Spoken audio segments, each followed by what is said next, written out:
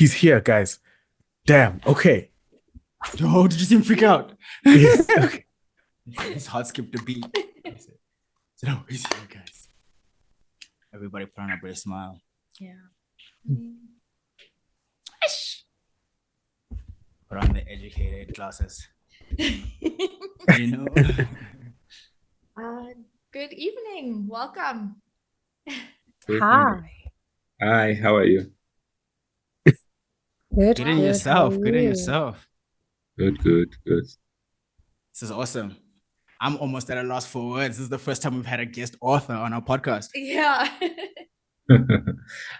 Well, there's always a first time, my friend. Such an honor. I am I'm happy. smiling from ear to ear. Like, excuse me. I'm just shocked. How are you doing, sir? I'm doing well, thank you. How are you? We're doing great. Welcome to our little space here, our book club. Mhm. We're live on Twitch right now. This will soon be uploaded to YouTube. It's great to have you here. Our podcast is called Impressions. And obviously today is a really special episode, right? It goes without saying. Mm. We have, I don't know what to call you. Let's say I wanted to say Baba Mteto Nyati. 100%. That's what his friends call him. 100%. Yake pace, takamho.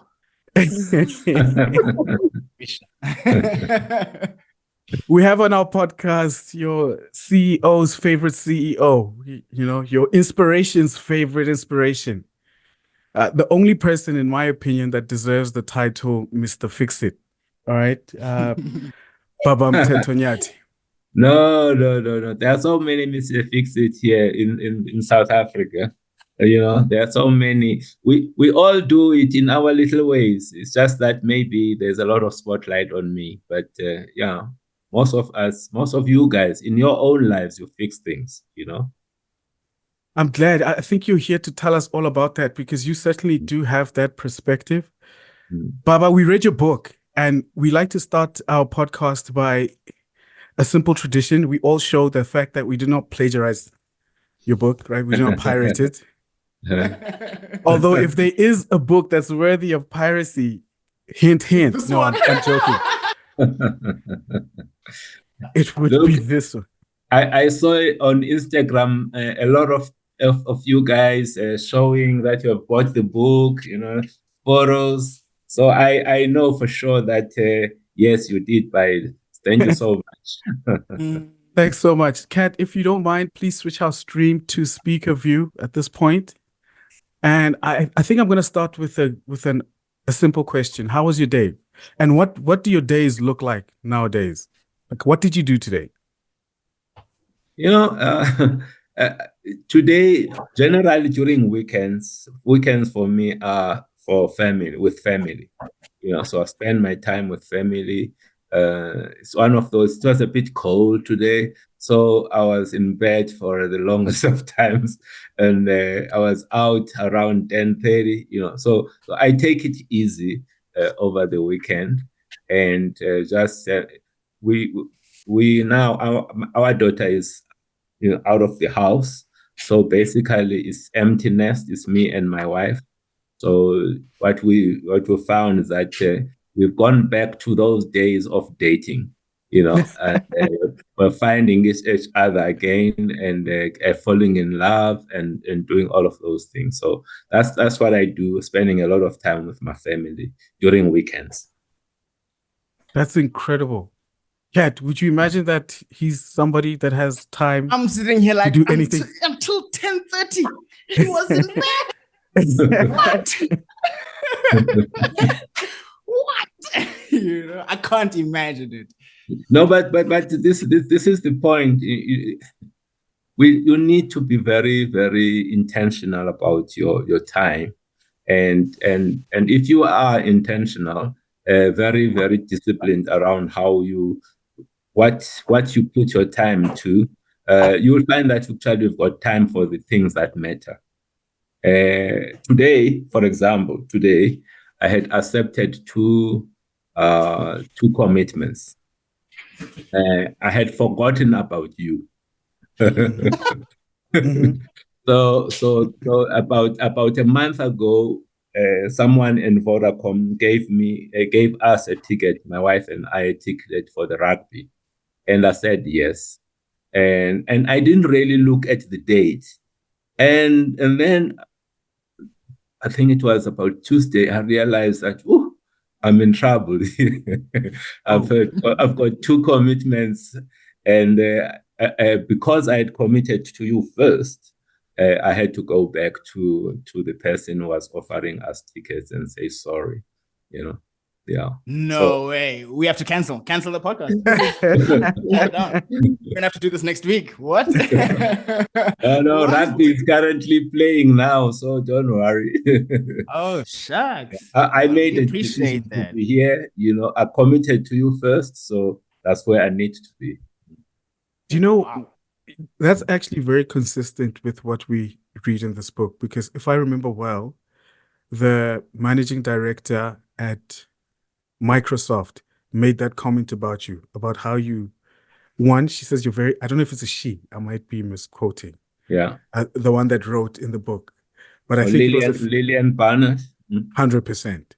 Yes. So she mentions, obviously, she speaks of your humility, but then she also makes a comment at how you commit to all of your engagements. So I would imagine you take your word very seriously. The fact that you canceled tickets from Vodacom, to be here is just, it speaks to that. And I want to know what that's from.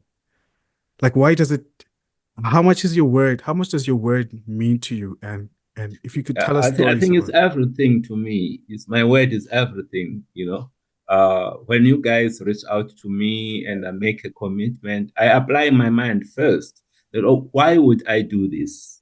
Right? It's not just like I'm agreeing. I'm agreeing because it's something that connects with something that I stand for, right? So that's how I look at my commitments. How do they talk to my purpose in life, right? And if there is an alignment to that, then I make that commitment. And you guys, what you're doing, reviewing books and really expanding your own knowledge about what's happening in the world around you, so that you can be able to make better decisions, you can be better leaders. That is what I support. That's what I stand for in terms of my purpose in life. So there's an alignment there. So when I make that commitment, it talks to that purpose, and it makes it easy for me to follow through, because it's like, this is the reason why I'm here on this earth. It's aligned with that reason. So I should be doing it, You know what I'm saying? I feel that. Definitely. Yeah. I could definitely appreciate that. And I guess to double click on your question, Did is, on my question? Yes. no, sorry. To double click on what you said, your statement there, I guess I'm intrigued at how you measure then, like, what's your ruler? I'm trying to figure out your scale of the importance of even small decisions, right? Because to another person, it's like, I've seen you definitely on other people's YouTube channels, for example, taking interviews with other people, and you treat everyone with respect, no matter how big or small they are. So I'm trying to figure out in your head, when you're measuring the impact of a decision, like being here, how do you prioritize and make it all fit in your head, or how do you see it? Like, why is this important to you, for you to be here? So maybe let me go back a little bit to, there are 2 points I want to make. One is, somebody said that we all make choices, but in the end, our choices make us. We all make choices. In the end, our choices make us, which means where you are now in your life, you are exactly where you should be. There is, regardless of how things are, it may be feeling like your life is in a good place or in a bad place. Regardless, it is a sum total of all the choices that you have made up to this point. So that's why being intentional is so important. Even if it's a small, it may appear like it's a small decision, but it's a decision that each time you're getting to a fork in life, it's like a road. You're going to a fork, then you have to make a decision. Each time you're making the decision, you're taking a particular road in a particular direction, right? Which means you may not be able to go into somewhere else because you have made this choice. And you'll end up somewhere else, way out, assuming that you have made a different choice, you'll land in a different place. Or if you are not intentional in the way you are making decisions, you'll end up in wrong places, not where you want to be. And so you really need to pay attention to the decisions that you are making so that they are in line with where you want to be, So that's the point I wanted to make. So that's the first thing, that choices, it's very, very important that you become, you are clear, you are conscious about the choices that you are making. That applies to an individual. It applies to companies, it applies to countries. We are where we are as a country now. It's largely because of the choices that we have made. We make certain choice, we put people as leaders. All of those are decisions that we are making as countries. And we find ourselves in this situation. And you put different leaders and they take us into different places, all of those choices. So if we are not conscious about who are we voting for, you're just going around. You will end up in places completely, places that you don't want to be. So that's the first thing I wanted to share. The second thing is about, I referred to a purpose. We are all here. We are all here. There's a reason why we are here in this life. It's not a coincidence that you were born, and it's not even a coincidence that you were born through the parents that brought you into this life.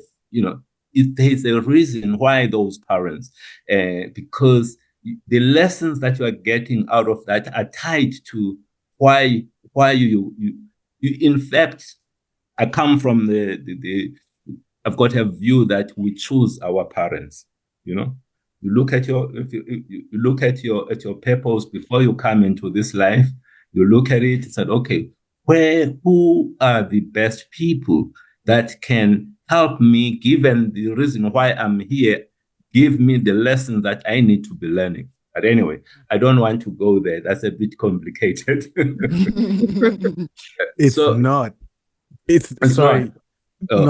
Not to interject, but on page 26 of your book, you say, although I'm a product of my circumstance, I believe we carry knowledge within us from elsewhere.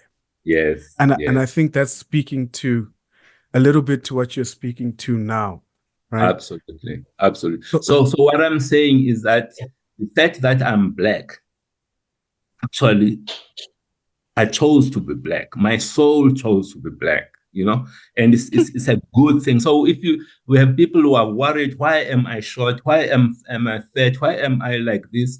All of these things are things that are there to serve your purpose here in this life. If you start paying attention to those little things, I'm an introvert. I'm a good listener.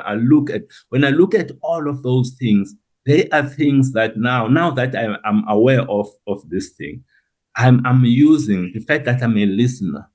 It helps me a lot in my leadership, because one of the things that many people, in fact, all of us, we are looking for in life, the first thing I think most people want, I'm saying most because I don't know for 100%, most people want to love and be loved. So that's the first thing.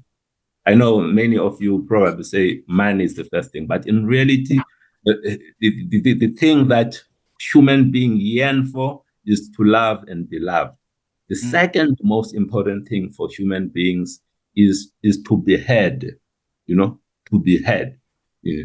We want to be heard, but unfortunately, everyone wants to be talking. Then nobody's listening. But if you can give people this thing of just hearing them, it's amazing how people will connect with you as an individual, just purely using the listening thing. And to me, I've used this thing a lot as a leader. Sit there, you listen to what your employees are, their issues, their concerns, where do they want to take the company, and all of that. It's amazing. Most of the time, these people are not heard. When they find somebody that is hearing them and is acting on the things that they say, what they are capable of doing, they can go all the way. They can do great things for you people, because you have given them that respect. Because what does it mean listening to people? It means that I see you exist, I respect you. What you say is something that is of value. Just the act of listening, that's what is communicating to the other party. Even in relationships, we're yearning to be heard by our partners, right? And we continue to just be talking like this. So just looking at what is it that I have that I can give others. That's what I have, the listening part, But most people love to talk. I love to listen. That's crazy. That's a crazy observation. I think I have a question to that. I mean, what was the defining moment for you to learn that? I mean, I know as a child you had your own tribal trials and tribulations with petrol and gas. Yes. And then obviously in varsity you had your own trials and tribulations. And obviously you were surrounded by a lot of political influence. So what was that driving factor? Because today, I think on the previous episode, me and Masego discussed how I don't even greet people in Egoli anymore, because you'll wait forever and they'll never greet you back. No one will greet you, So I find that I go around, not shaking hands, not greeting, just keeping my headphones on. So I just wanted to find out, what was that like moment for you? But think about it. If you're keeping your headphones on, what is that communicating to the people around you? I mean, I'm just saying. No, of course. It's communicating that, honestly, I'm not, in my own world, I don't want to deal with you. You are there. That's what, you may not be intending that, but that's what people are seeing and are reading when they're seeing you. So they are not receptive, because that's what you are communicating through your language, the body language, the things that you have, right? So because I've got a different experience, actually I end up in lifts and everywhere having chats with people, and that little interaction, you end up knowing a little bit about the person, and you may be surprised what that little information, in particular if you are a leader, that little information that you pick up as you are going in the corridors and greeting, talking to people, you hear stuff that is so important because people usually tell you what they think you need to know. I'm talking now the people that are senior, they're just giving you stuff.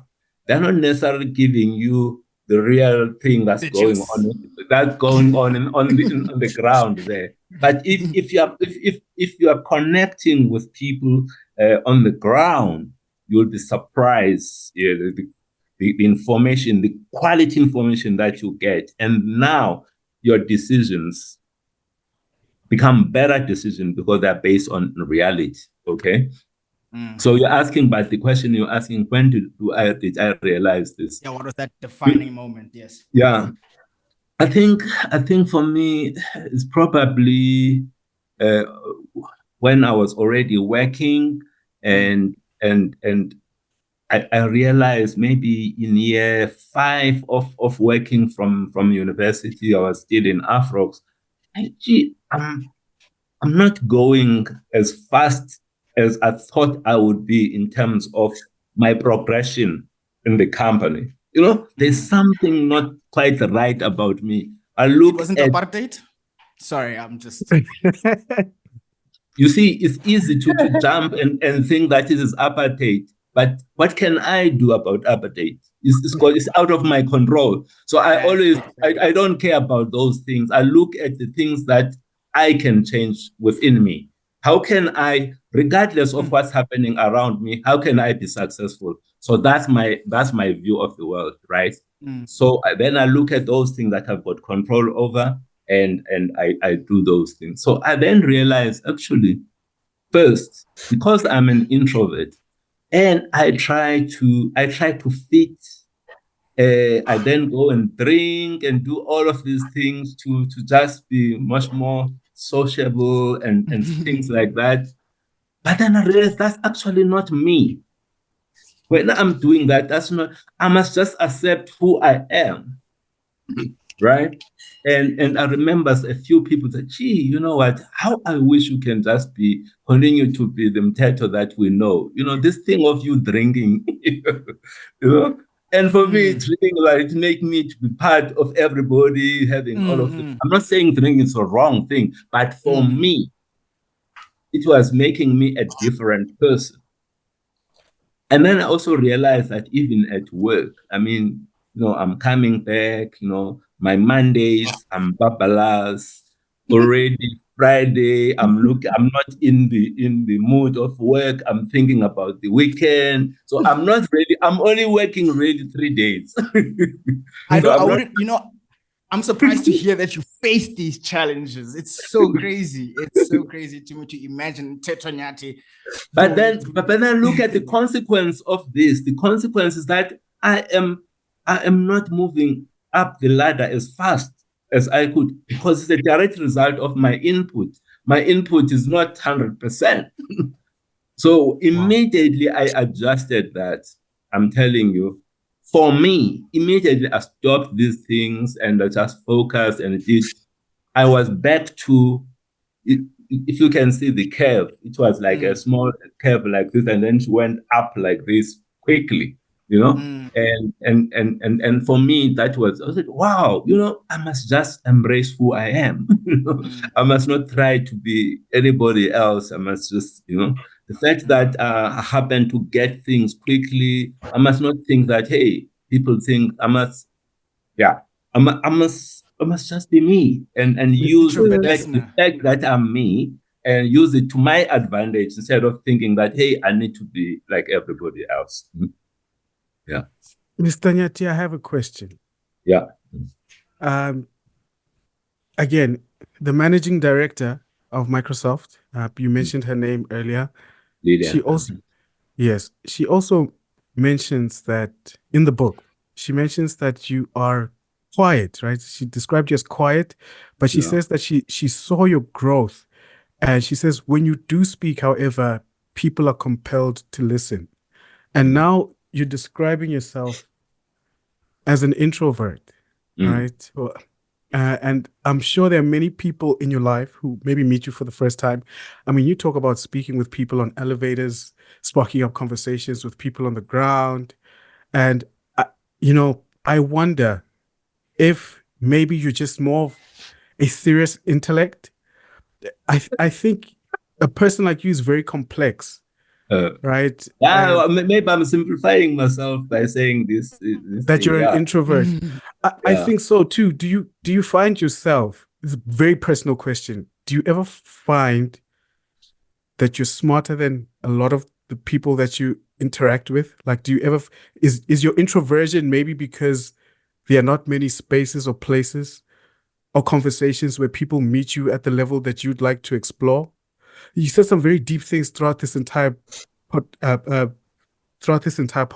It's just, if I may, one of the things that you said was people want two things in life. I think that's one of the things that you said, and you mentioned one of them to be loved, another one to be heard. And there's a famous philosopher, his name is Alan Watts, right? And he says the reason why we fall in love is because we crave for somebody to bear witness to our lives. And I think that's a fancy way of saying the exact same thing, that, in this big world where it can sometimes feel like you're insignificant, especially for people who don't get constant affirmations every day by their achievements. At least love is that one thing that guarantees you a witness. Somebody will listen to you about your day, what you care about. And that's kind of validation for your being. Earlier on, you mentioned stuff about purpose and how you believe we have a purpose. You mentioned stuff about intention.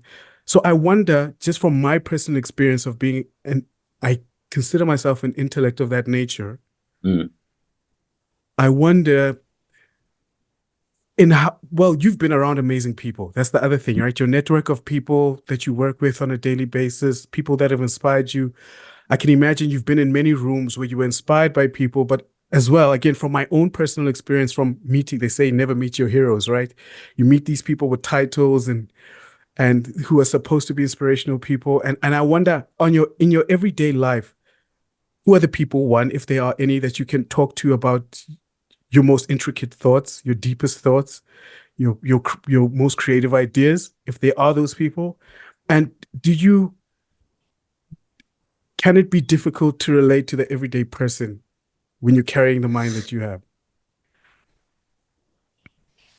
No, look, maybe let's first go to what Lillian shared about, when I speak, people listen and all of that.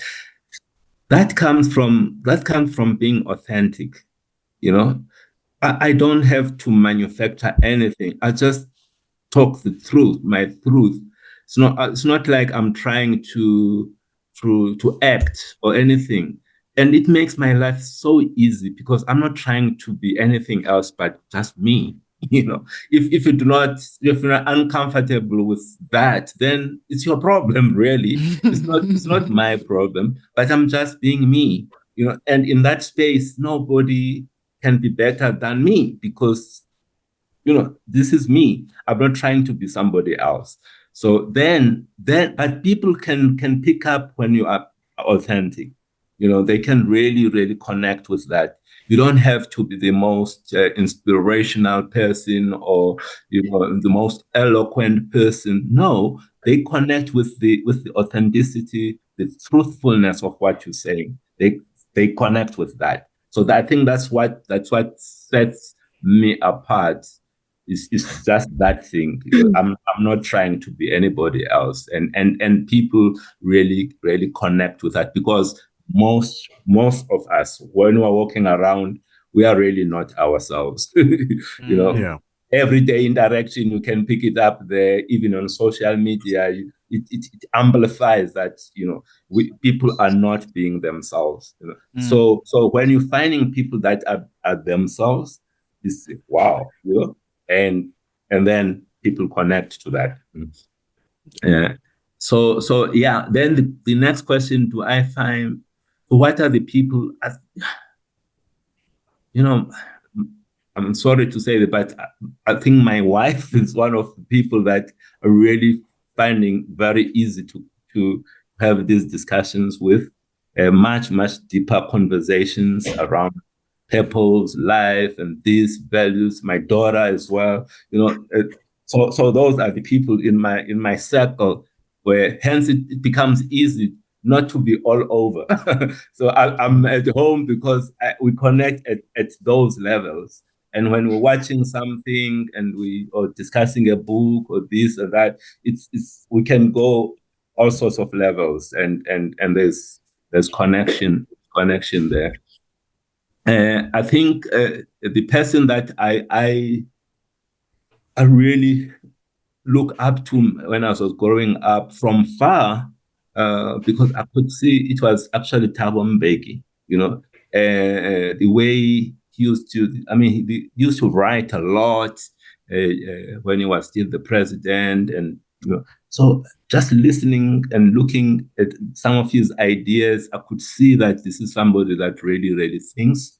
And surprisingly, when I then asked him, in fact, I just asked him for a quote, saying, can you give me a one-liner? Read this book and give me one line. Just tell, and he then came back after 3 days. He came back after 3 days. He said, look, I would like to write a foreword. are you happy for me to write a forward? I said, okay, can I go out and think about it? I'm sorry.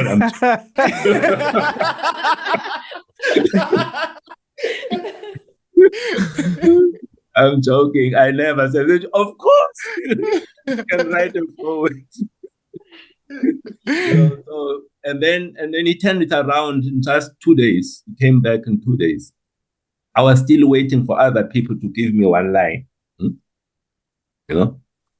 So here is someone that you look up to from far. You have never really connected with this person. You don't know him, but then you connect with that person, and he does not disappoint you. And that was for me, that's a really, really good experience. So, wow, I was not lost when I look up to this person. Actually, I was not. I knew it. I knew we could connect. So it's people like that. Look, sorry for me to people like Obama. Really, really very big thinkers. People that are thinking and thinking at levels that it's not being selfish. Not operating at this hierarchy of needs, Maslow's hierarchy of needs. 100%. Yeah, we have heard of that. I think at the top is something called self-actualization, right? I've always looked at this thing and I said, maybe there's something big, there's something more. I wonder if he is right to say that the top, the very, very top, it should be food, right? Maybe sex. I don't know. No, I was gonna say that 1 second. So for me, when I look at the world around me, there are some of these people who it's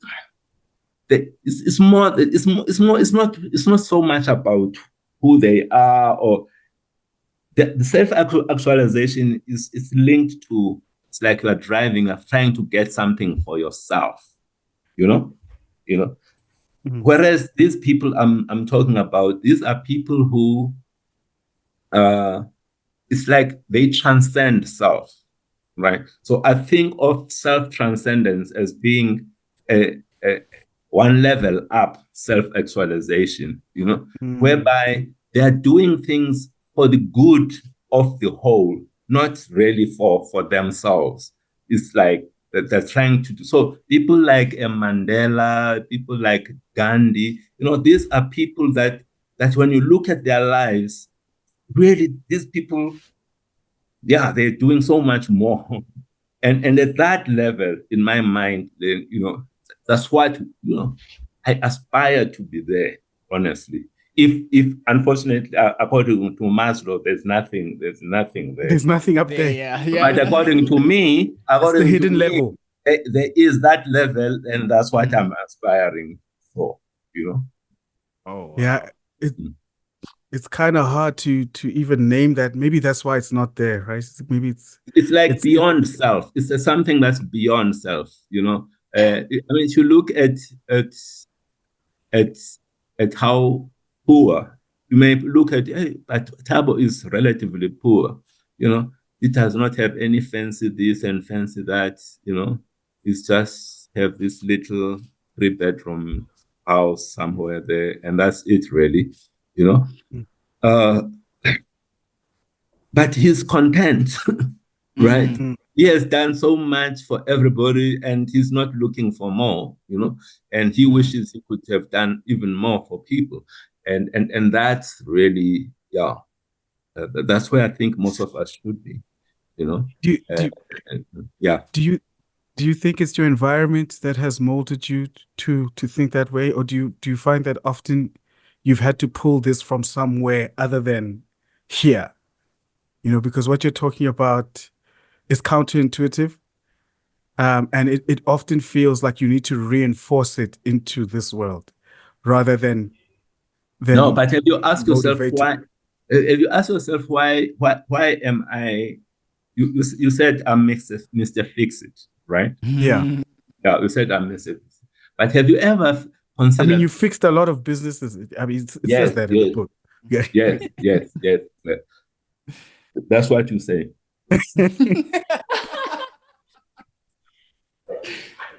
But is that real? Is that true, really, though? Can any one person fix an organization? The reality is actually no. The people who are fixing the organizations are the people who are in the organization. These are the ordinary people in the organization, but with the right leadership, with the right direction, creating a space where they are feeling safe to be able to do things, they end up achieving greatness, things that they never thought they were ever going to be able to do. So I'm achieving these things through other people.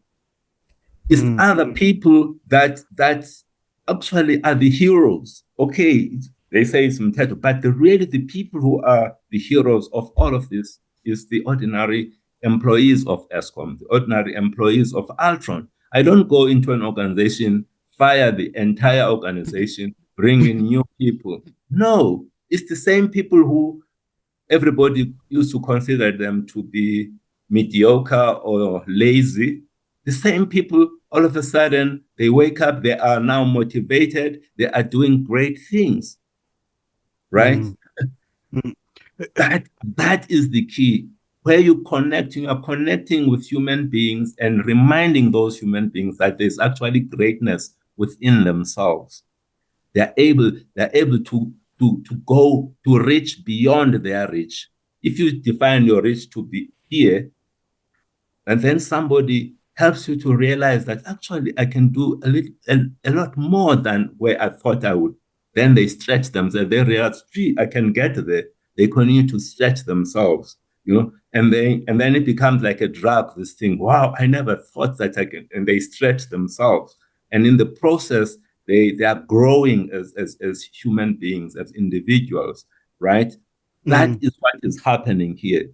We call it Mteto is fixing stuff, but it's the people that are finding themselves and are doing great things. In Eskom, they are the ones that are fixing Eskom. They are now more proud about working for Eskom. They were down. These people who were beaten up. Everybody was saying all of the bad things about them.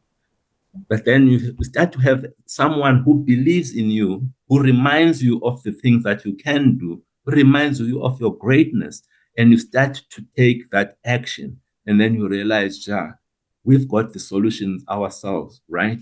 So that is what I do. At the core, that's what I do. Of course, I provide direction, the strategic thought, and all of that, but it is through the people. Does that make sense? It does make sense, but who gave you your confidence as a Black person? I mean, where do you even get that confidence? I don't even understand your question. I mean, what do you mean as a Black person? Let me go into a story. Where does the color come into any of this? Let me go into a story. Yeah. Right. I read I think it was letters. Hold on. In your book, they should not be far. It was in chapter 3, where, for example,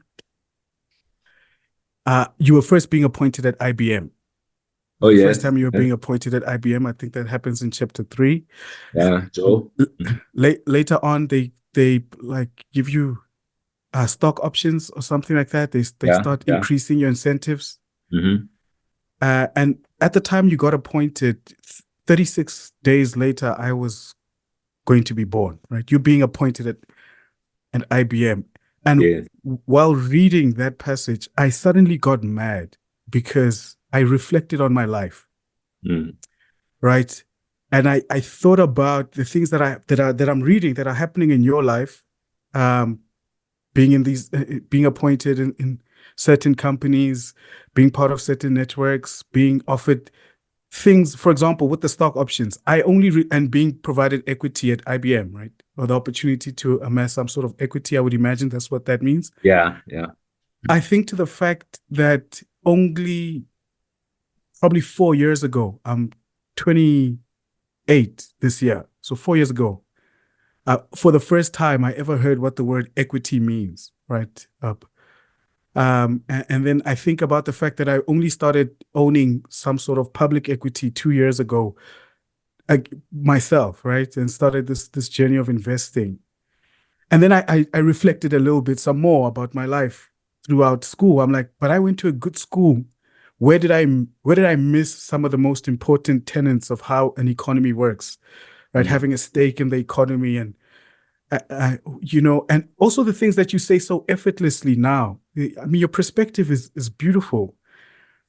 But then I think I've had to work to get a sense of pride of Blackness. I've had to listen to Pan-Africanists. You mentioned Thabo Mbeki as one of your influences, and I could imagine he instills a lot of pride. But I've had to actually do work to go restudy history. For example, I went to a private school here in Polokwane called PEPS, a very good school. You enter the school, most of the teachers are white, right? I don't want to make it about race because I know these are trivial things, but let's get specific a little bit. Yes. So all the teachers are white, and all the gardeners and the people working the manual labor jobs were Black, right? When you enter the school, psychologically, I think that does something to you. And then you read about history through your school curriculum.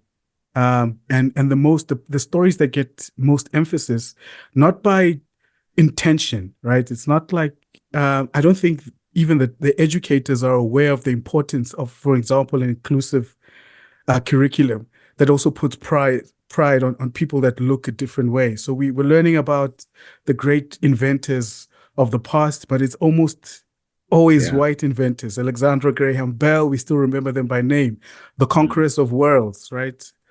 Napoleon and them and their conquest, the people who discover new lands. We learn about civilizations like Greek and Rome, and not so much what's happening, the inception of some of those great ideas in African societies. So unintentionally, you start to adopt the perception given onto you. As a child, you don't know better. You don't know that you have to defend yourself against anything. There doesn't seem to be anything overtly wrong. So for me, there was a specific point, maybe when I was 17, where I started making my self-identity an intentional thing, like to learn myself differently.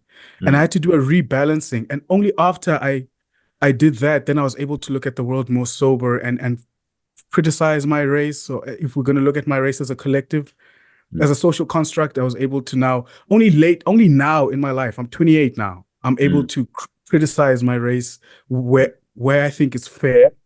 I'm able to have more sober opinions. So I'm wondering, growing up in apartheid, those stigmas must have been worse. Where do you get that sense of pride as a Black person? Where everywhere you went, when you went to university, the companies you worked in, you were the only Black person.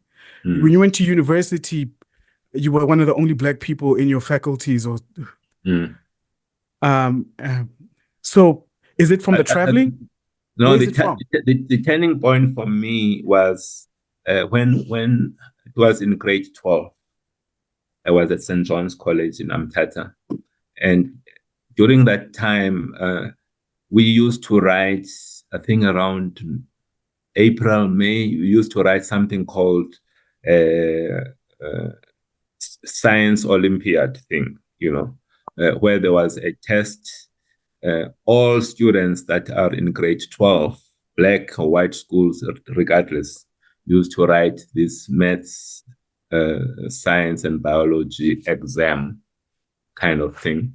And the top students in those exams, they would then go and represent South Africa in the UK.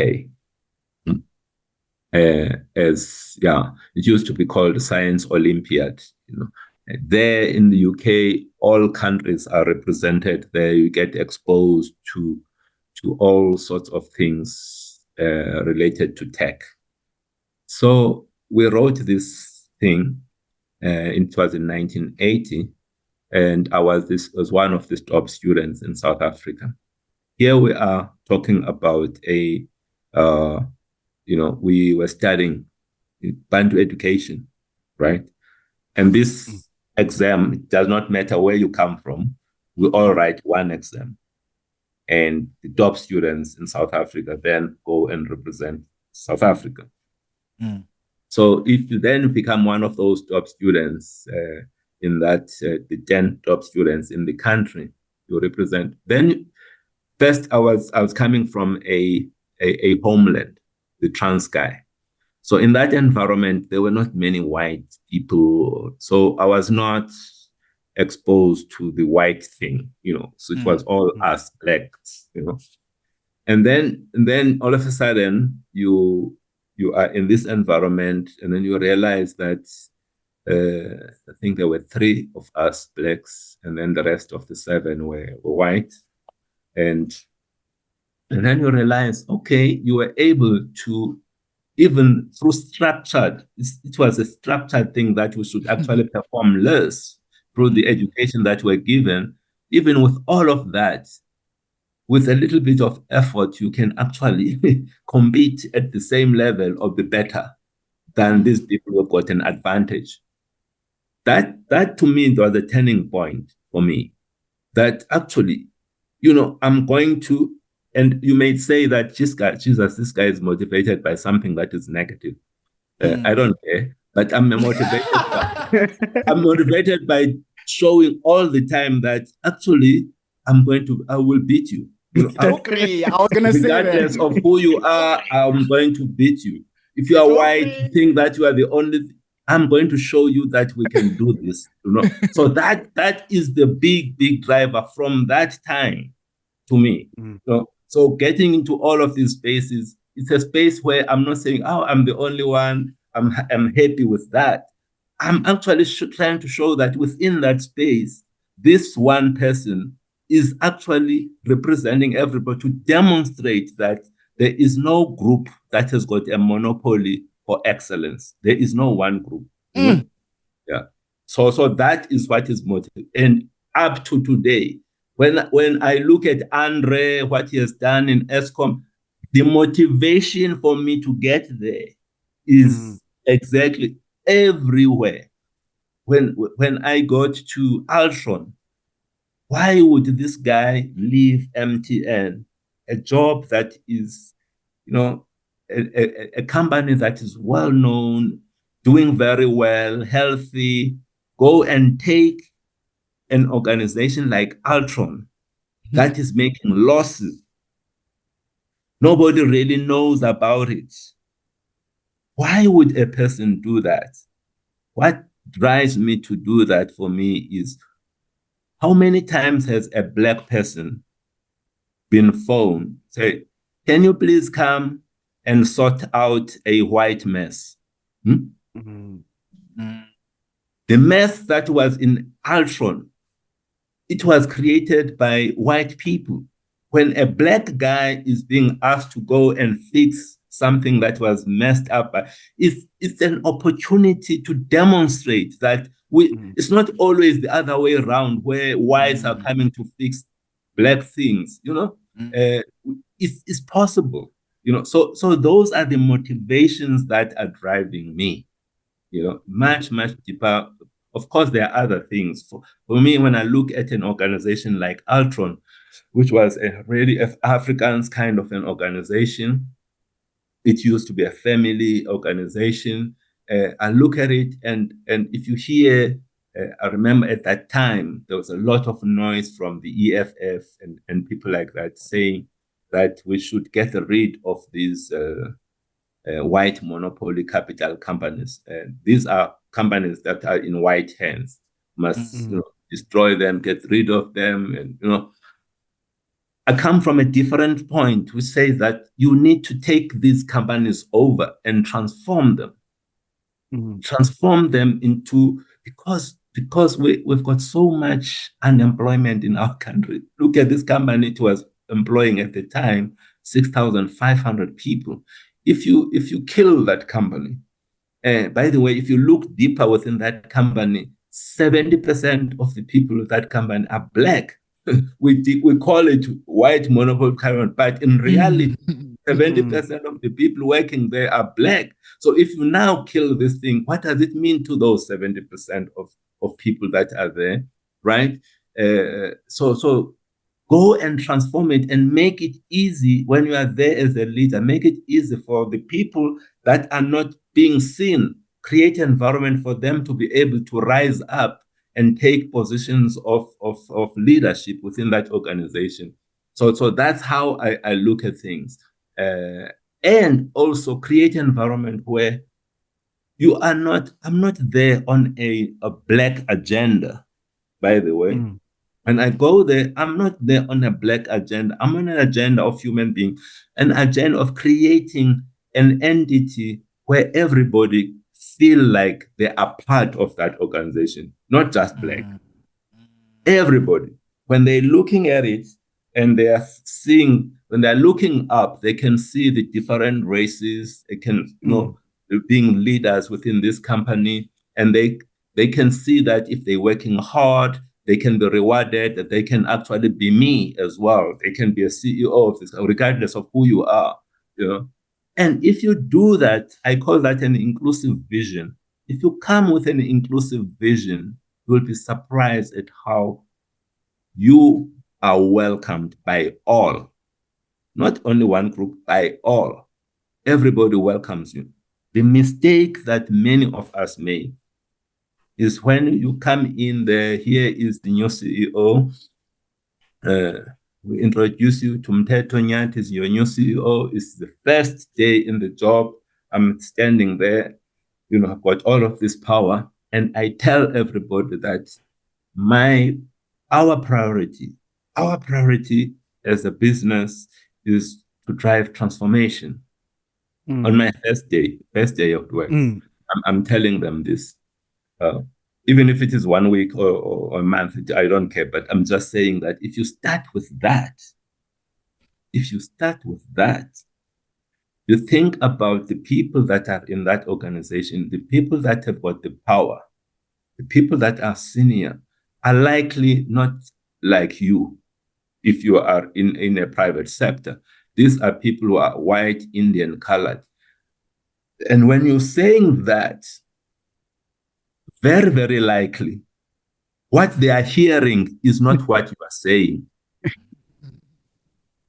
This is important what I'm saying. You may be saying, and it's natural, we need to transform the organization, and it has to be done. I always do. Any organization I go to, I transform it, but I don't lead with transformation. I lead with an inclusive vision, right? It's because these people that are listening to you there say, oh, transformation. Immediately they think that what they are hearing is that I don't have a future in this organization. My job is threatened. Okay. I need to do whatever is possible in my power to make sure that Mteto stays. This is my first day at work, or a week or a month. I don't care when you say this thing. These are people who are silently committing to undermine you. And these are people who've got the power. Whereas if you create an environment where you show that they have the thing, they are secure here, the key is let's make this cake bigger. As we make this cake bigger, let's bring in more people who are representative of this company. Let us be more fair. In that they can see that they can participate. They can contribute to this thing. You will be surprised at how passionate some of these people can be in driving and appointing black people when they are not threatened.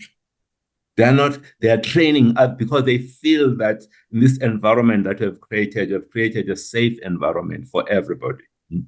So I don't know how we ended up talking about this, but I just felt that this is something that I wanted to share.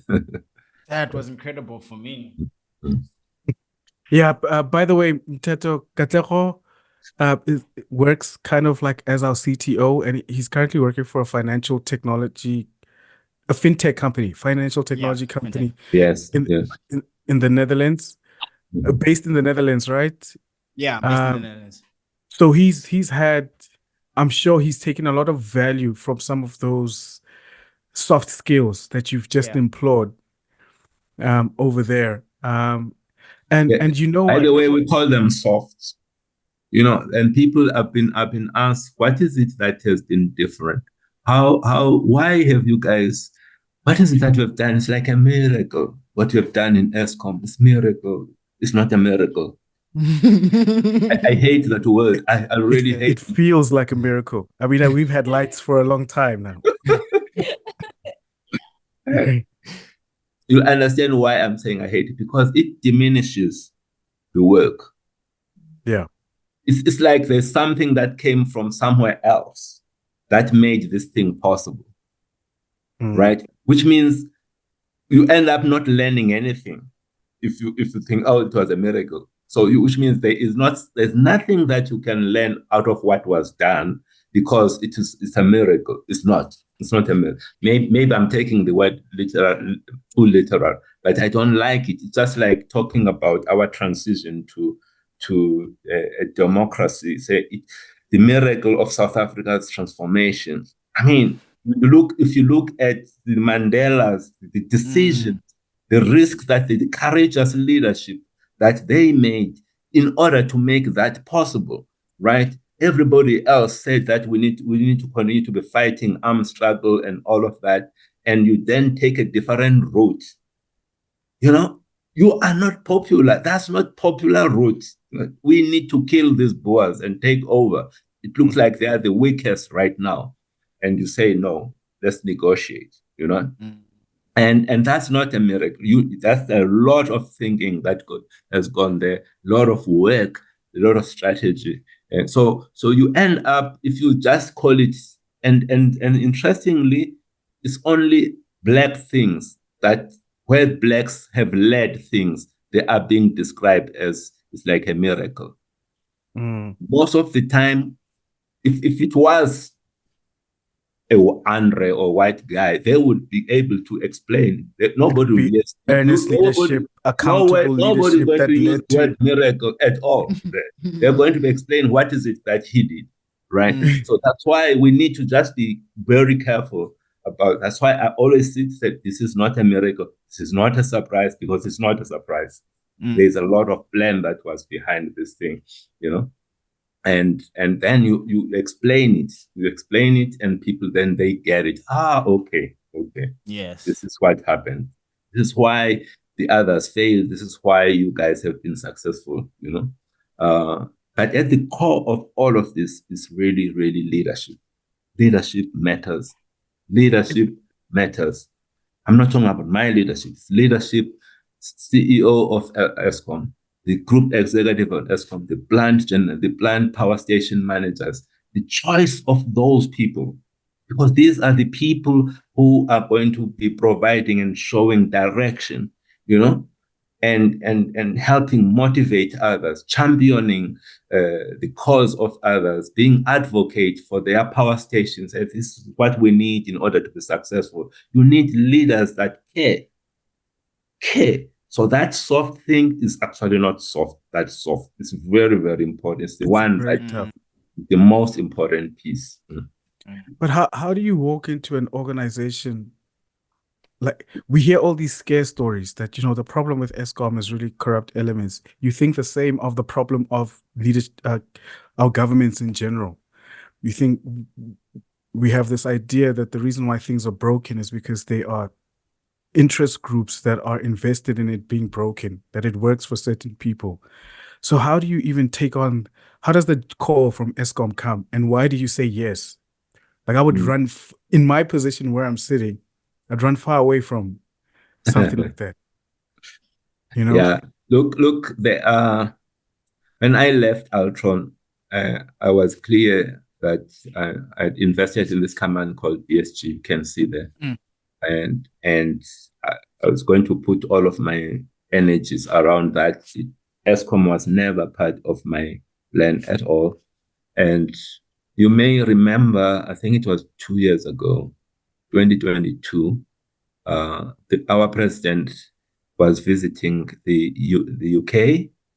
I think he was visiting he went to the US first, then he went to the UK, he met the Queen and everybody else. During that time, there was this load shedding in South Africa it's gone into stage 6. And people were saying, you are out there having fun with the Queen and everybody else. I remember that. They were like, and come he had back to with cut our it. diamonds. He had to come back. Like, he came back on a Thursday. He came back. Then I received a call from him Friday. So he then asked for a meeting the following day on a Saturday. So you can think, oh man, the president wants to be a friend of mine. You're looking forward. Hey, I'm looking forward to having this meeting with him. No, he cannot land, cut his trip, land here, and then the next day phoning you. Clearly, the reason why he wants to have a discussion with you must have something to do with ESCOM. So that became clear to me. He's not trying to be my friend. So I need to ask myself, if he then is asking me to do certain things, would I do that? And I came to the conclusion that no. If you ask me to go and lead ESCOM, sorry, I'm not going to do that. But I need to tell him in a respectful way. But yeah, nice way. I've got my own agenda. I mean, I didn't need yesterday as Altron to go and run ESCOM. Anyway, to cut a long story short, indeed, that's what he wanted to discuss, and we had a discussion. I managed to convince him that, look, he does not have to change anything. What is required is to strengthen the board of ESCOM and have people that are supporting the current leadership there, instead of me stepping in the CEO role in ESCOM. Anyway. So that's a trick, by the way, just to get you involved. They always say it's not that big of a job. You don't have to. So he did not get what he wanted. I was able to offer him something, at least. So yeah. So I ended up there. So, but the key is that when you are being asked at that level, you need to ask yourself. I mean, it's not like here is somebody that is really, really going through a tough time, and the country is just saying all sorts of things about him, and he's reaching out to you asking for help, and you choose say no. You have to ask yourself first: am I capable of doing this? If you are, what is it that I can change in order to accommodate what this person is asking? And that's really what happened. That's how I ended up there. And then the rest, I guess, is history. Fast forward a little bit, I then ended up being the chairman there. And yeah, so that's how it. I know it might be Go for a it, step in Katlego. the different direction here. But I had a question quickly as well. I mean, did you intentionally pick the title of this book, like Betting on a Darkie? And why Darkie specifically? And I asked this because I had an encounter with someone while I had the book, and he was like, I don't like things that describe Black people like that. And I was like, you haven't even opened it yet. He's like, nah, I'm good. I was like, geez, okay. Okay, cool. I guess I'll keep moving then. So I just wanted to find out why the word Darkie then. Yeah. So the word Darkie is used largely, we use it to define ourselves. When we're defining ourselves, we're calling ourselves Darkies. I don't know whether you know that. As Black people, there is that Darkie, that Darkie, yes. It's like, it's so it's used in a really nice way, but it's also used in a negative way by some people. Yeah. So for me, it was really trying to pull it away from them. Because sometimes, sometimes if you take what they are using against you, it can never be a weapon anymore. So you bring it and you show that you are happy about being a Black person. We use it in a really, really a good way. So that's the first thing. First thing is that I don't want to be defined by others. I want to define myself, and I'm a Black person, and I'm embracing my Blackness by just bringing it. And so that's one. The second thing is that if the only group, I think, in South Africa, the only group where really not many opportunities are given to that group is Black people. So this betting, I'm saying, the little that we're looking for as Black people is opportunities, really. You don't have to do much. Just give us opportunities. If you give us opportunities, look what can happen, which is what I'm talking about in the book. When I'm saying betting, really creating opportunities, that's all. People they don't want much, really. They just want to be given the opportunities. So that's the second thing. The third thing is that having been an executive now in companies for a long time, I've realized that marketing is important. It's not something that should be out there. You need to find a way of integrating in what you do. And for me, you can have a great book, but if that book is not catchy, if it's not, you have a great book which people are not reading, right? But I've met many people who have debated in their minds, black, white, colored. Should I read why would anybody have a title like this? And then it keeps bothering them, this title. They don't buy, but it keeps bothering them until they let me just go and buy this thing and see what's in there. Yeah. What can he be saying that? Why would anybody, in fact, bet on black people in the first place? He's talking nonsense. He must be talking nonsense. Let me go find out. Right? Yeah. So that thing. But even if you do not write, even if you don't buy the book, it creates a conversation inside the head of the people, black, white. It doesn't matter. In particular, white people. It keeps bothering them. This thing, it keeps bothering because it talks to people, because people know that it's a lie that we are not equal. It's a lie. They all know that, but they pretend it isn't. It isn't. So anything that now tries to knock there and wake it up, that lie, is something that bothers people. So I wanted to be part of creating that thing. So whether you buy the book or not, I don't care. It will influence. It will impact you. It will make you to think. Right. I got to see that reaction live. He was furious. Remember, you were there. Yeah, he was furious. No, Darkie. No, I'm never gonna be described like that. I was like, okay. Just can we enjoy our meal? We were at a restaurant, by the way. Can we just enjoy our meal? So thanks. Thank you. That was it, yeah. Mteto, do you read? Do you read a lot? You must. You wrote a good book. Yes. But I started almost. Remember that time I was saying that first, what I need to find myself. Now I've stopped all of these too many friends drinking this, and so I started to let me just So then I started. I think it was 1980.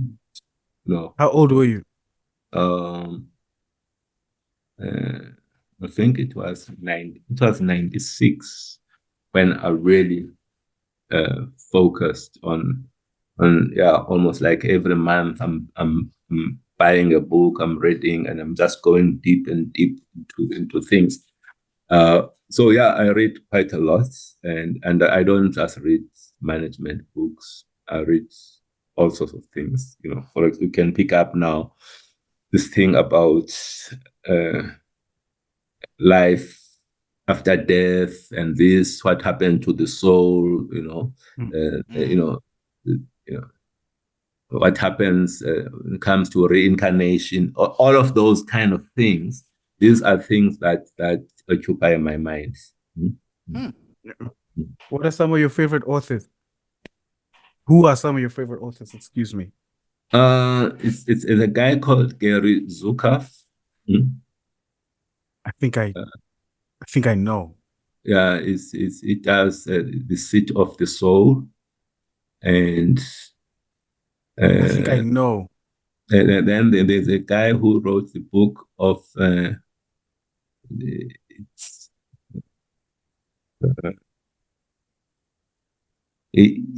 uh, Colin Tanner. Colin Tanner actually is the guy that he wrote a book called um, Born to Succeed.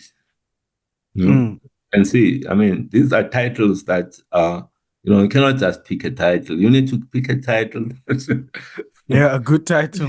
that shifts you. Okay, why born? It's like his premise is that we're all born to succeed. And so this is where I connected with this thing. Gee, many of us are in this world and we really do not know that we've got greatness within ourselves. You know? And if you can connect with that greatness, great things happen. And hence now, my mission in life, my purpose, I call it, is awakening the giant within others. 100%. Awakening the giant. So then you then ask the question, why did you choose to come to this club, this podcast, versus going to the rugby? The answer is very, you can see it's like a no-brainer, right? Yeah, now it makes 100%. sense. Yeah. I mean, there's more giants at the rugby game, but now I'm kidding. No, but they are already made, those giants. My mission is not to make people who have already been made. No, for sure. Yeah. So yeah. So Colin Tanner is one of those people. Yeah, there are many people. Okay. I would like to, I'm going to email you a list of books to see if you might be interested in them. I think in that genre that you just spoke of, I have quite a few interesting titles. There's one called DMT, The Seed of the Soul. The Seed of the Soul, that's Gary Zukav. I think this one is different. This was by, I might be getting it wrong, but it is DMT, something like that. DMT, The Seed of the Soul. If I don't know who can look it up quickly. It's two PhDs that study the effect of dimethyltryptamine. Dimethyltryptamine is this chemical compound that gets released, like when you dream, for example, or when you have a near-death experience. I know in the book you describe like getting into a terrible car accident. You weren't hurt, but you describe getting into a car accident, and then they study the effects of that in spirituality in general, or they try to understand all these mystical experiences that people have. I started they describe. I started with the near-death experience stuff. That then took me to, okay, these are near-death. But then what happens when you die? Yeah. Right. Yeah. Then there are these people who put you, it's called hypnosis or whatever, but they take you to your past life regression. They regress you into your, you go back to when you were born and then when you died, and then what happened when you died, through hypnosis. And then they take you, and you are busy talking whatever you are seeing now. I am now in this world. I can say, oh, I see my grandmother. I see this. So all of that thing. The people that most of them they were long gone, and some of them you didn't know. Okay, they take you through that life and said, okay, go back. Let's look at the life before that life. Where were you? Then you realize actually you were in Egypt. You were not black. You were something else.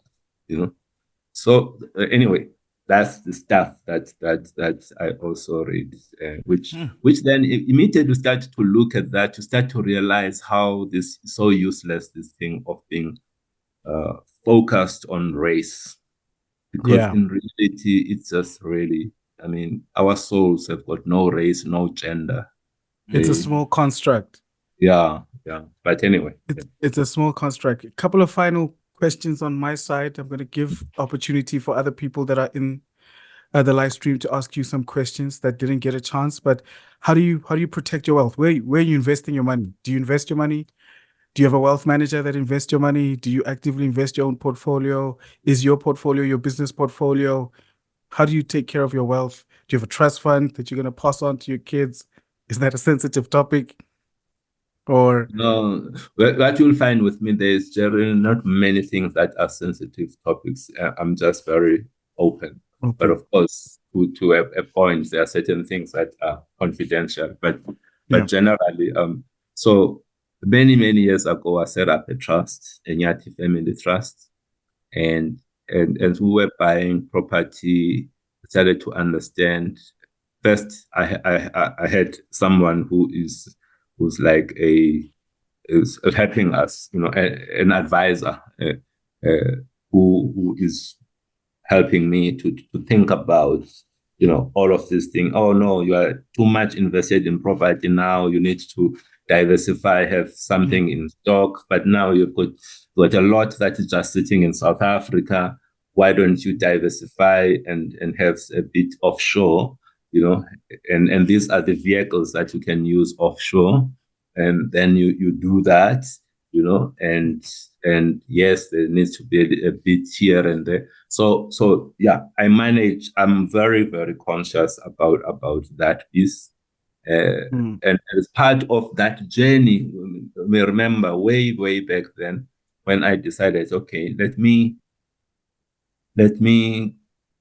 embrace who I am, and started, okay, I don't need debt in my life. How do I make sure that I don't have any debt? And so you work your backside off, you pay off the things that need to be paid off.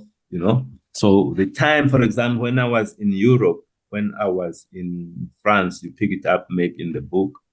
At that time, when we were in France, the benefit of going there was that you still got your salary in South Africa, and you're also paid in Europe. Euros. Yeah. So we decided not to touch the South Africa thing and just continue to pump it into paying off the property in this country. So it's things like that already by then. I had a financial advisor, who helped us to do things. When you get your bonus, you don't chow your bonus. You go and just pay off the things that need to be paid off. So you sacrifice the immediate with the view that it's going to help in the future. So we kind of did all of those things. And when I got then to Altron, you'll pick up there that I bought some shares in Altron as I was entering Altron, and the people that recruited me into Altron is a company called VCP, Value Capital Partner. It's a private equity firm, and they had bought I think it's about 20% stake in Altron, and their view was, together, I'm their CEO, together, let's turn around this business. In 5 years, they expected it to, I think the share price at the time was around, when I bought, about 8 Rand. And the expectation was that when we reach 5 years, the share price of Altron would be around 22 Rand. And if we reach 22, we would have done well for all of the people concerned. We would have created value. Okay. Yeah. We were able to get to 22 in 18 months, 18 or 20 or 24 months, not 5 years. So we ended up, when we ended up selling the entity that is in the UK, the share price was around 38 rand. 38. So you then create huge amount of value. But that's where I realized that these are things that we need to know much early. You can go in there as a CEO of a company, but if you do not have the skin in the game, you are not going to get the benefits of this value that you are creating. You are not, So how I wish I had sold everything and bought, and went all in.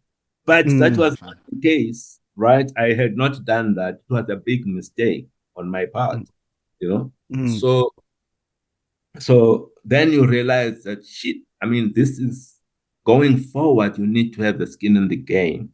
100%. And I realized that going forward, whatever I do, I need to have a significant shareholding in whatever entity I'm going to be in. And I need to move out whilst I still have the energy so that I can be able to help that entity to grow,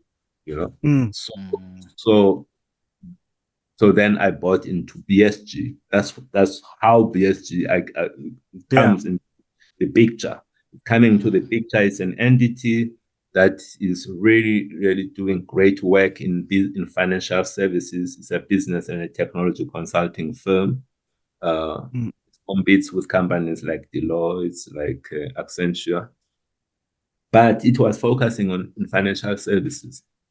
So I saw the opportunity of growing this entity is by moving into other sectors, because they were great in the most difficult part of the economy, in financial services. They're doing well. So why can't you help in mining? How do you help in telco and media, oil and gas? So the growth opportunity is there. It's moving into other sectors. It's also moving abroad.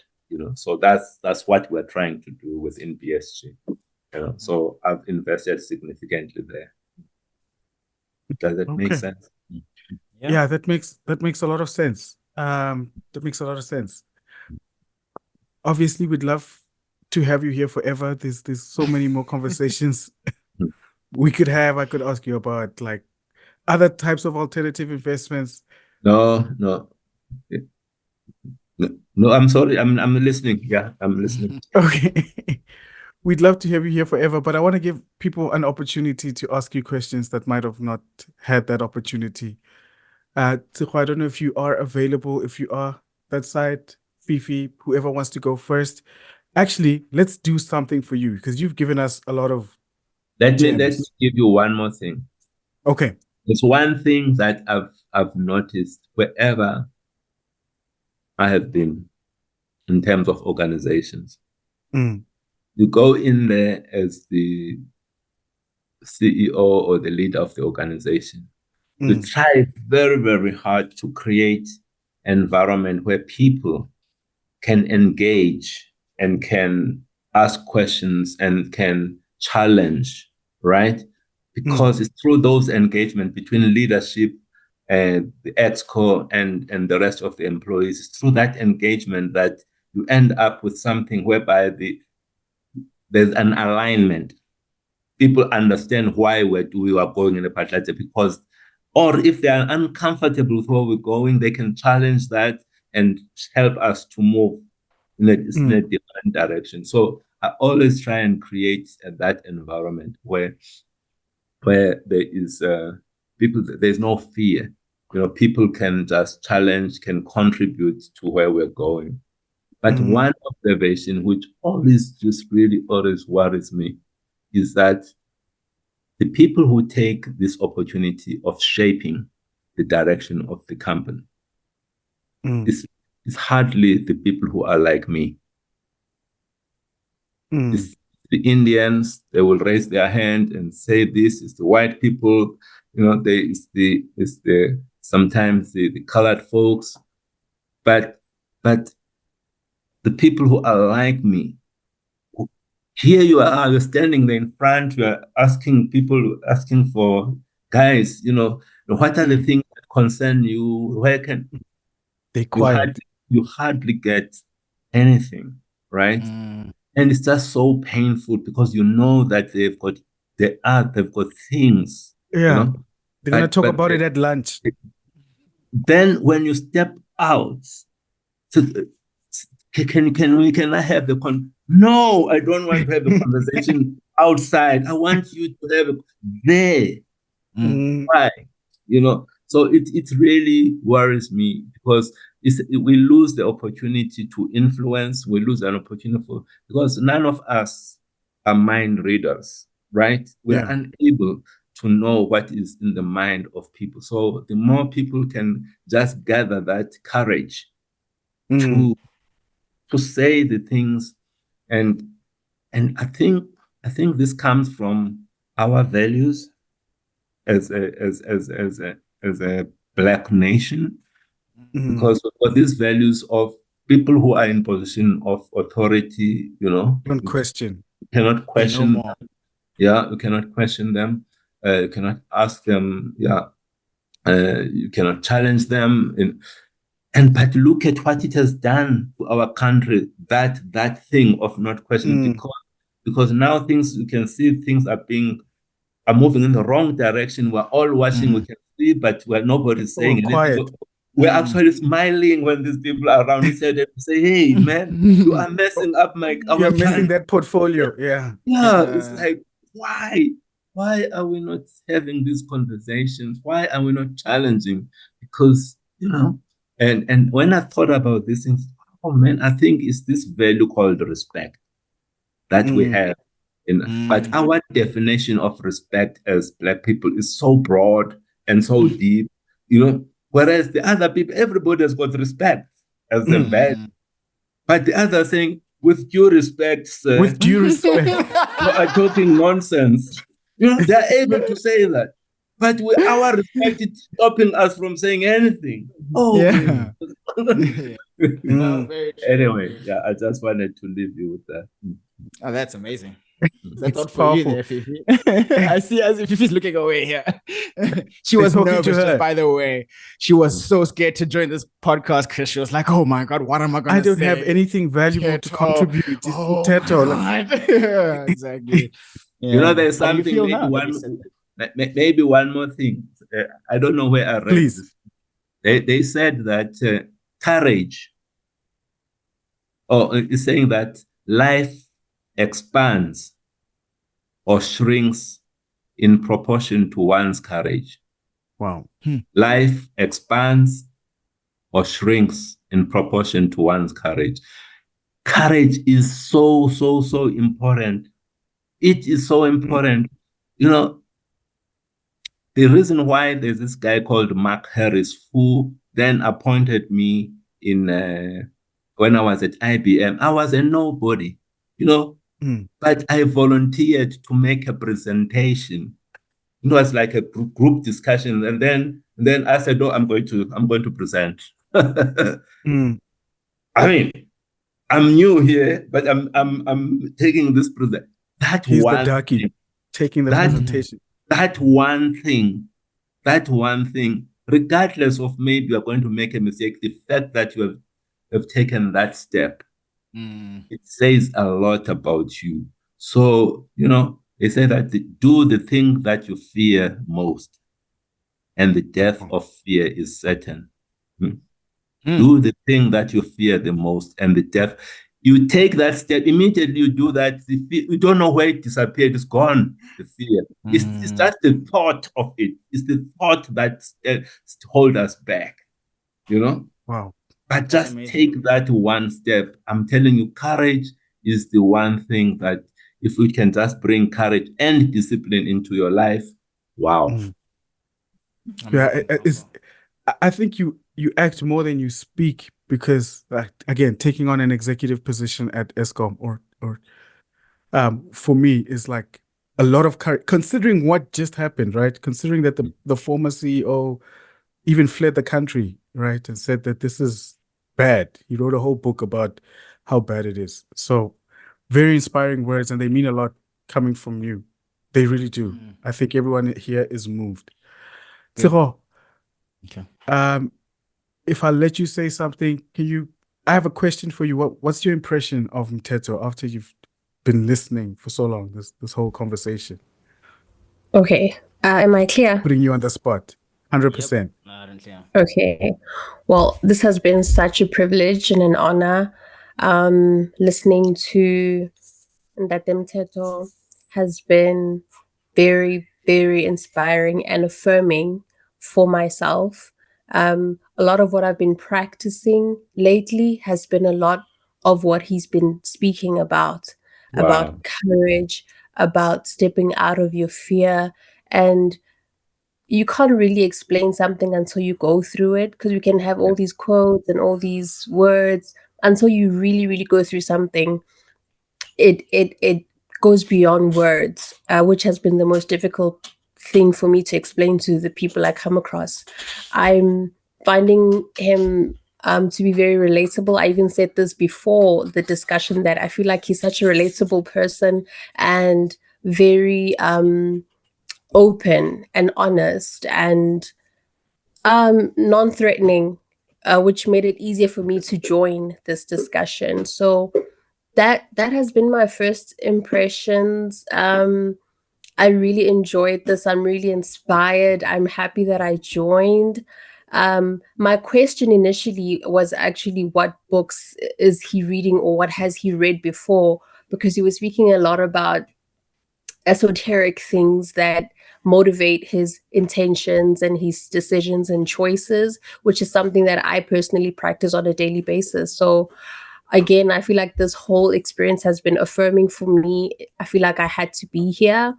And I just hope that as a team, we can move forward and learn from this, and also just build a relationship as well moving forward. And that this is not just the end all be all, event of the evening. Yeah, I don't know. I have a lot. I'm just overwhelmed, but I'm happy imagine. at the same time. Like, yeah, this has been amazing. I'm reading a lot on leadership. I'm consuming a lot on leadership. I look up to people like Mamokgeti Phakeng, who's like iconic in my world, and a lot of the leadership messages that I'm getting, the undertone, the common denominator is transformation. We need to, as a nation, get to a point where we're transforming rather than being empowered. We need to transform. The same way you described the analogy of the pyramid, we need to go beyond self-actualization and actually become more of what we think we are, what we say we are. So that's definitely something I'm constantly practicing, constantly not just preaching, but really, really getting into living. And I'm also an introvert. I think I'm also an introvert. So it is very difficult to have these conversations with people. I find that lately I speak to people at work and I feel like I just fly over their heads most of the time, and I get kind of like insecure or frustrated because it's like, okay, I don't know. And I try not to get pompous about it. At the same time, I tell myself that Masego was telling me the other day, I'm just stepping out of certain mental spaces and mental patterns, and perhaps that's why I'm not so relatable, and that I need to find people who I can relate to a lot more, or just learn how to articulate better, be more authentic in how I speak to people, and find a way, like a method to tap into humanity, whether it's the highest person in the industry or like most ordinary basic person. So that's what I've learned from tonight's discussion. So thank you so much for this opportunity. Thank you so much for that. Yeah. I think in order for you to not to be an island, you were sitting for 1.5 hours listening. Yes. which means listening is probably one of your strengths.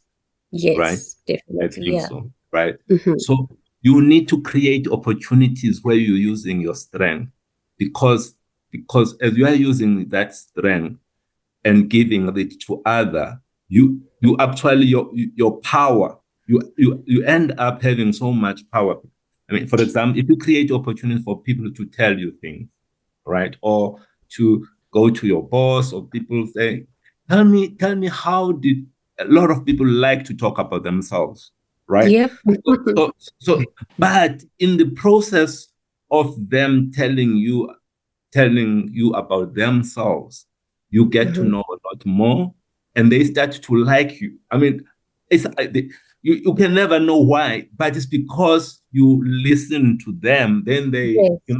so Yes. use your power to give people what they're yearning for. They want to be heard. So use to move yourself, and you are not even going to be tired, because you are doing something that comes natural to you, listening. Exactly. Right. Exactly. And in the process, you get to know more, and you get people say, wow, Tshego is actually such a great person. You have not done anything. All you did was to listen. Exactly. Yeah.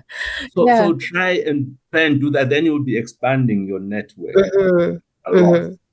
That's amazing. I agree. Totally agree. And I resonate with that completely. So I'm definitely going to continue doing that, using my strengths to expand myself. And that's what I do. Even when I'm feeling down, I take what is positive and strong about me and use that to expand myself as a leader, because I believe that I'm definitely a leader in my rights. So yes, thank you. And by the way, we are living in a world now where leadership is not, you don't have to be like a Donald Trump to be a leader these days. People are looking for leaders that are sensitive. People who care, but empathy, and those things come natural to people like yourself. So this is really your time now, when people are going through a lot, people, health-wise and mental, all of these things, they require people who care deeply. And if you connect what's going on with your strengths, you can see that, wow, it's an opportunity. This is your time. Yeah. Thank you so much. That's so incredible. Wow. Yep. Wow. I mean, I'm also just sitting here like, wow. It's unbelievable. It's almost like it's what's the right word? It's an execution. We've walked into an execution. It's so precise, and you're just you're very good at what you do, Mr. Mteto. It's awe-inspiring, and it's a lot to think about. I'm going to bring in one more person. Well, two more. We have two more people. Fifi, you've been sitting there listening as well. Do you want to share your thoughts? What's been going on? I think the introvert in me is stronger. Even as I speak, my hand's shaking.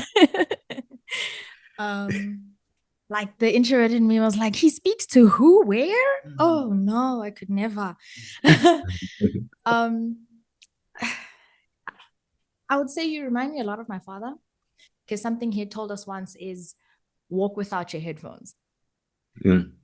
Like if you're going to do anything, walk without your headphones and you'll see the difference it makes. And I was like, okay. And you bringing up how he's like, yeah, I used to greet, now I don't greet, I put my headphones on, and you're like, just take the headphones off. Take them off. Because now you're reciprocating that same energy. You'll never get the greet you want. So I found this very inspiring. There's a lot of things I'm thinking about in my own character, like, ooh, I don't know, do I have that courage? Now you really have to think about it. But it really was an opportunity. I almost didn't come, as they said. I almost said, you know what, maybe I should stay out of this one. I'll watch from behind. Then I thought about it and I said, you learn more when you're in the room. So I'm glad that I made the decision to still come out. That's great. That's great, Fifi. That's the courage part. I remember when you go into these environments, if you are in private sector, again, this is linked to our I think, our values from the African values. And when I look at the values generally, we're not born with values, right? We are all in agreement with that. Is that correct? We're not born with those. Yeah. So we get those values from the people that are around us, from the communities, etc. And to me, values is like software. I'm an engineer, so yeah, I hope you'll understand. It's like you think of a smartphone. Let's say you are in China, you buy a smartphone in China, and you connect it. Will you be able to use it, you think? Well, yes. I think so. Yeah. I mean, assuming that you do not know Mandarin. Okay, no. I mean, if Certainly it's a not. smartphone, won't it have an English option? He says, assuming you don't know Mandarin, the phone will. And the phone is communicating in Mandarin. Oh, okay, Yes. then yeah. No. Yes. Okay. So the default setting of this phone is in Chinese, and then even the time is in, let's say, GMT plus, I don't know, 8 or 7, right? So now we are in South Africa. We are trying to use this phone. It's been set up there, and it's coming with Chinese and this. So it's not really useful. It's a powerful thing. We've got excited about this iPhone, but you cannot use it. But then you change the default setting to English. You change it into GMT plus 2. Voila, the next thing, something that was not helpful, but now it is starting to become useful. So I see values as something like that, where you're coming from I come from a village in the Eastern Cape, coming from there, given me all of these values, but now I am working in, let's say, in IBM.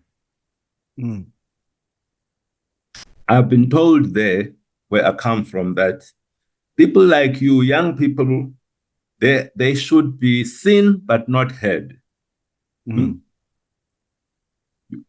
don't want to hear a young person saying, let the old people talk, but you shut up, you sit there in your little corner, and we must see you, but you must not hear you. That's the thing that I grew up in that environment where I'm not actually encouraged to engage, to talk. I'm not encouraged to have discussions with old people. I'm not, but I need to be around, but sit there. Then I'm now sitting in a meeting somewhere at IBM. I then start to see all of these people getting promoted, and this and this and this. And these are people, when you look at them, but these guys, I mean, I think I'm very smart. Why are these people just like moving like? Then you realize, no, man, the values of this entity are not the same as the values where I come from. In order for me to be effective here, I need to make some small adjustment to my values, so that it's like playing soccer with rugby rules, kind of thing. I don't know, something along those lines. So I then had to say to myself, I need to, in each meeting, I need to contribute. Yeah. I need to either ask a question or make a comment. I need to say something in each meeting.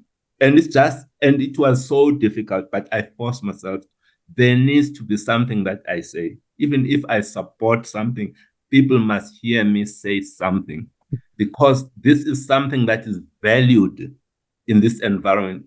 Because people start to understand what is in my head, because otherwise they don't know, right? So I'm moving outside of my comfort zone, but I force myself. So that was very simple for me. I go to a meeting, I have to say something.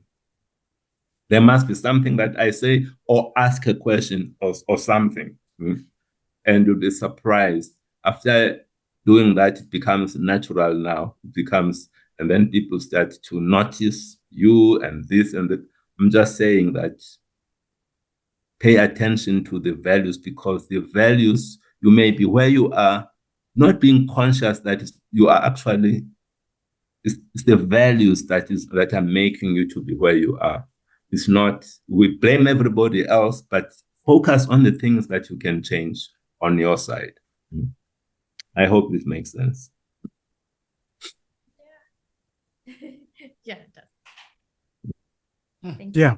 Thank you. Just dropping bars after bars. That was for you, Fifi.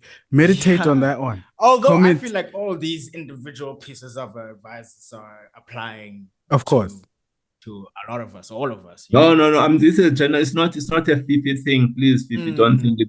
I'm don't sorry, think, Fifi. I take don't it think back. it's packaged for you. I'm just sharing. I'm just using you to communicate to everybody. And 100%, I've felt that, Baba. I felt that. I take it back. We have one more person. Lizzie, I think you're still with us. Please, Come on, courage. have some courage to say something. How are you feeling right now? How was Mteto? Yeah, what's on your mind? All right. Let's just check my sound. Is my sound okay? Can everyone hear me well? Yes, Are we ma'am. good? Okay, awesome. First and foremost, it is such an honor to have you here. I'm quite nervous as I'm talking, but yeah, it's truly inspiring to hear you explaining your experiences and also making references from your book as well. It's been truly inspiring and enriching in a sense, because I'm a kind of person that adopts a lot of positive habits and then I tend to fall off and then go back. So reading such a text, reading a book such as yours assists me with continuing with those positive habits. And then hearing you speak today is adding on to continuing on a positive journey, if that makes sense. So it's been really, really helpful, enriching, inspiring, absolutely amazing. And I have a question for you. I'd like to know, how do you know if a challenge is worth tackling? And do you use a checklist to assist you with making that decision? Yeah, that's a really, very tough question that Liz, you have asked me. Somebody asked me some time ago, would you take any? We've seen you doing all of these turnaround situations in the different companies. Would you do any of the SOEs? At the time, I was not with ESCOM. Would you do that? Because that's where we need expertise like yours most there. And I said to him, it depends which institution, because there are those companies where I feel that the challenge, no matter who you are, you cannot, there's nothing that you can do really. For example, I look at a company like Cell C. No matter how smart you are, I can tell you that. I mean, that company will always be making losses. No matter, I mean, it's just structurally, you are here, you are competing with two dominant players like Vodacom and MTN and Telkom, and you are in there, you don't have the necessary resources. No matter what you do, there's nothing that you can do there. So if somebody approaches me and say, would you come and turn around Chelsea? I would say, thank you so much. No, maybe go find my enemy, invite him, invite him to take that position, not me.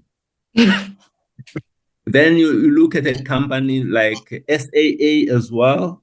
In my book at the time, when I looked at it, that I used SAA and said, I look at what are the things that you've got control over, because you need to look at at the levers that you have. This company is buying its jets overseas. They are priced in dollars. And the rand dollar exchange is no matter it's not under your control at all, right? So that's the thing. There is fuel, and the fuel is really dollar denominated, the fuel of the jet, and again, it's something that is not under your control. Then at the time, you had all of the pilots. They were part of a scheme where they had negotiated their salaries and the increase, So there is nothing that you can do in terms of the structure and the package of these people. All of these are levers. When you're going to a company, you're looking at what are the things that I can do to make it profitable, right? I said no. I would not touch SAA. But at the time, I said I would go to Eskom. I would go to Eskom because I look at it, most of the problem of Eskom are problems that are self-inflicted, largely, which means you can change them. When I looked at when I was approached to do the MTN role, I looked at that, the employees were on strike, and all of that. When I look into the network was so poor. All of these things were things that are within the control of the company. You can do something about it, and I decided to take that. So you need to analyze the thing and ask yourself, what are those things that are within the control of the company? If most of the things that are required for you to make the necessary improvements are outside of your control, outside of the control of the company, I would not take that challenge.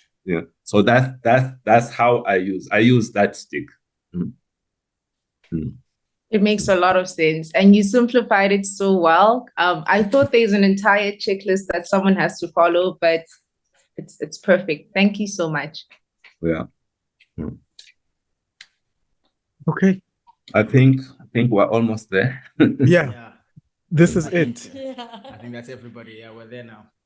This is us bringing it to a close. I thought about a new tradition, especially when we have author with us in order to end off our podcast. Mr. Mteto Nyati, we are building an application, so we're not just a book club movement. We're actually building some tech, and we have an interesting product that's currently in beta testing. So in order to end off the podcast, I would like to add your book to our bookshelf. Katlego, just let me know what screen we're looking at. Are we looking at the right screen? Are we in my browser? Yeah, we're at your browser now. 100%. So it is Abby's Book Club. If you go to abbysbookclub.com, we've been working hard. We're going to soon offer this to a larger group of people, a larger group of testers. We call this a literature networking platform. It's a niche social networking platform, much like LinkedIn is a literature networking platform. But this is a platform that connects people around their reading interests. So very quickly, I'm just going to sign in. I want to ask a question while you go through this journey, Masego. 100%. If you were to rate your book out of 10, Mr. Mteto, what number would you give it? I'll give it a 9. Okay. And then what about, and again, I made no malice in this question. Don't do it. I knew you were going to do it. I knew this was coming. Okay, do it. What about Bonang Mohale's Lift As You Rise? Look, I don't want to do that. I knew it. I don't think it's the right thing for me to do, because these are books that are, each one of them, I would say 9 as well, because each one of them, they are coming from different angles, bringing different things, 100%. So that's I think we should not, yes, comparison is important, but when I've read Bonang's book, I was in his in some of the books. I've also contributed a chapter or two in some of his books. So he's somebody that I have a huge amount of respect for, and I would say Nai too. I think it's bringing something different. Yes, 100%. Yeah. I only asked this because we had that debate. I had that debate. That's why Masego was telling me not to bring it up. Yeah. I won't tell you who won in my books. That's it. That's our podcast. Guys, if you are in our chat right now, spam W's in the chat, Mr. Mteto Nyati. You've officially been added to our bookshelf. This is our new platform. Thank you so much for your time. It's been truly inspiring. I could go on for another 2 hours to tell you all the intricate things that we're seeing from this book, Betting on a Darkie. It's fantastic. Lots of nuance, lots of history that's been archived in this book. Everybody needs to read it. One of the best books I've ever read in my life. With that being said, everybody enjoy the rest of your evening. And that's been Abby's Book Club, Betting on a Darkie. Woo! Thank you so much. Thank you, guys. Bye-bye. All the best in your own journey. Thank you. Thank you so much. Appreciate it. Okay. Bye. Thank you. Bye-bye.